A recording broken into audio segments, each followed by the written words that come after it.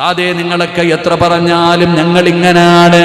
ഈ ജീവിതം നിങ്ങൾ പറയുന്നത് പോലെ സ്വപ്നലോകത്ത് ജീവിക്കാനുള്ളതല്ല, ഇത് ആസ്വദിക്കാനുള്ളതാ, ഇത് അടിച്ചു പൊളിക്കാനുള്ളതാ. നിങ്ങൾ എത്ര പറഞ്ഞാലും ഞങ്ങളും മാറൂല, ഞങ്ങൾ മാറൂല. പെങ്ങളെ, മാറണമെന്നൊരു നിർബന്ധവുമില്ല. നിനക്ക് വേണമെങ്കിൽ നീ നന്നാകൂ, ഇല്ലെങ്കിൽ നിനക്ക് തോന്നുന്നത് പോലെ നടക്കൂ. ചെറുപ്പക്കാരാ, എത്ര പറഞ്ഞിട്ടും നന്നാകാത്ത യുവത്വമേ, എടാ, ഒരു അന്യ പെണ്ണിന്റെ ശരീരത്തെ തൊടാൻ ആഗ്രഹിക്കുന്ന ചെറുപ്പക്കാരോട് ഇന്ന് കൈ ഇങ്ങനെ പിടിച്ചു കൂട്ടിയിടിക്കുകയാ, ഗിഫ്റ്റ് കൊടുക്കുകയാ. എടാ ചെറുപ്പക്കാരാ, അല്ലാഹുവിന്റെ പ്രവാചകൻ അവിടെ നിന്ന് പറഞ്ഞതെന്തെന്നറിയോ? ഒരു അന്യ പെണ്ണിന്റെ ശരീരത്ത് തൊടുന്നതിനേക്കാളും നല്ലത് കൂടെ പഠിക്കുന്ന അന്യപുരുഷന്റെ ശരീരത്ത് തൊടാൻ മോഹിക്കുന്ന പെണ്ണെ, പന്നിയെ കണ്ടിട്ടുണ്ടോ? കാഷ്ടം തിന്നുന്ന വേസ്റ്റിൽ കിടക്കുന്ന പന്നിയെ കണ്ടിട്ടുണ്ടോ? പോയി കെട്ടിപ്പിടിക്കടി പൊന്നുമോള്. അന്യ ഒരു പുരുഷന്റെ ശരീരത്ത് തൊടുന്നതിനേക്കാൾ, അന്യ ഒരു പെണ്ണിന്റെ ശരീരത്ത് തൊടുന്നതിനേക്കാൾ പന്നിയെ കെട്ടിപ്പിടിച്ച് കിടക്കലാ നല്ലത്. 7 വെള്ളത്തിൽ കഴുകിയാ ശുദ്ധമാകുമല്ലോ. ചെറുപ്പക്കാരാ, എങ്ങനെ വേണമെങ്കിലും നടന്നോ, എന്തു പേക്കൂത്ത് വേണമെങ്കിലും കാണിച്ചോ, ഒരൊറ്റ നിമിഷം മതിയടാ. സിറിയയിലും ഒക്കെ കണ്ട്, തുർക്കിയിലും സിറിയയിലൊക്കെ കണ്ടോ?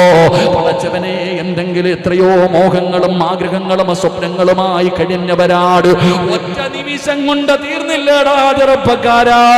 അമ്പല ചുംബരികൾ പോലെ വലിയ വലിയ കൊട്ടാരങ്ങൾ പണിതവരുണ്ടായിരുന്നല്ലോ. എന്തൊക്കെ മോഹമായിരുന്നടോ. എന്ത് വാട്സപ്പില് ഞാനൊരു വീഡിയോ കണ്ടു. തകർന്നു കിടക്കുന്ന ബിൽഡിങ്ങുകളുടെ നടുവില് ഒരു ചെറിയ ഡെസ്കിന്റെ ഡെസ്കിന്റെ മുകളിൽ പടച്ചവനെ റൊട്ടിയുണ്ടാക്കി കഴിക്കുന്ന ഒരു കുടുംബത്തിന്റെ വീഡിയോ കണ്ടപ്പോ, ഇതൊക്കെ നിങ്ങൾക്ക് പാഠമാടോ? ഇതൊക്കെ നിങ്ങൾക്ക് പാഠമാടോ? അല്ലാഹുവിനെ മറന്നുകൊണ്ട് ഈ ഭൂമിയുടെ മുകളിലൂടെ നടക്കുമ്പോ ഒരൊറ്റ നിമിഷം ആ ഭൂമി ഒന്ന് ചലിച്ചപ്പോ 30,000 പേരിൽ പുറത്തവിടുന്ന് മണ്ണിനടിയിലേക്ക് പോയില്ലേ? ഒരൊറ്റ നിമിഷം കൊണ്ട് തകർന്ന് തരിപ്പണമാവുകയാ. അല്ലാഹുവിനെ മറന്നുകൊണ്ട് നടക്കുമ്പോ പടച്ച റബ്ബ് ചെയ്തു തരുന്ന അനുഗ്രഹങ്ങൾ മുഴുവനും ഇരുകയും നീട്ട് സ്വീകരിച്ചിട്ട് ആ റബ്ബിനോട് നന്ദികേട് കാണിച്ചുകൊണ്ട് മനുഷ്യന്മാര് ജീവിക്കുമ്പോ എന്തേ സംഭവം? അല്ലാ, മരിച്ച നല്ലവർക്ക് ഷഹീദിന്റെ കൂലി കൊടുക്കണേ അല്ലാ. നഷ്ടപ്പെട്ടു പോയ പാവങ്ങളോട് നീ കരുണ കാണിക്കണേ അല്ലാ, നീ ദയ കാണിക്കണേ അല്ലാ. അതുകൊണ്ട് പടച്ച റബ്ബിനെ മറന്നുകൊണ്ട് നടക്കുന്ന എന്റെ പ്രിയപ്പെട്ട യുവത്വത്തോട്, മക്കളെ, ഖുർആനിലെ ഏതായത്ത് മറന്നാലും ഈ ആയത്ത് നിങ്ങൾ മറക്കരുത്. നിങ്ങൾക്ക് പഠിക്കാൻ ഞാനൊരായത്ത് പറഞ്ഞു തരാ. എന്തു മറന്നാലും ഇത് മറക്കല്ലേ. ഏതായത്തെന്നറിയുമോ? വത്തഖൂ യൗമൻ തുർജഊന ഫീഹി ഇലല്ലാഹ്. അല്ലാഹുവിന്റെ പരിശുദ്ധമായ ഖുർആൻ പറയുകയാ, ചെറുപ്പക്കാരാ, വാപ്പാ,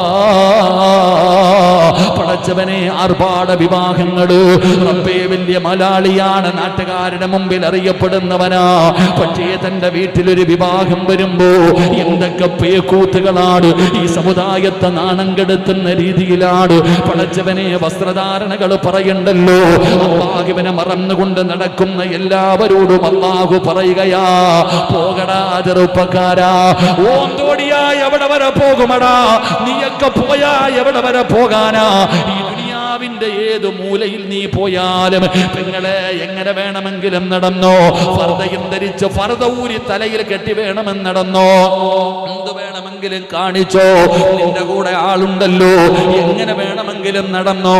പക്ഷേ അല്ല ഓർമ്മപ്പെടുത്തുകയാ, ഇത് അല്ലാഹുവിന്റെ ഭീഷണിയാ പെണ്ണ്, ഇത് അല്ലാഹുവിന്റെ ഭീഷണിയാ പെണ്ണ്. വത്തഖൂ യൗമൻ തുർജഊന ഫീഹി ഇലല്ലാഹ്.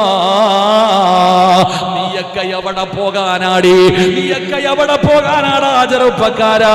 അല്ല പറയും, നിന്നെ ഞാൻ കൊണ്ടുവരുമടാ, എന്റെ മുമ്പിലേക്ക് നിന്നെ ഞാൻ കൊണ്ടുവരുമല്ലോ. നീയൊക്കെ എന്റെ മുമ്പിലേക്ക് തിരിച്ചു വരേണ്ടവനാണല്ലോ. അവിടെ പോകാനാ നീയൊക്കെ?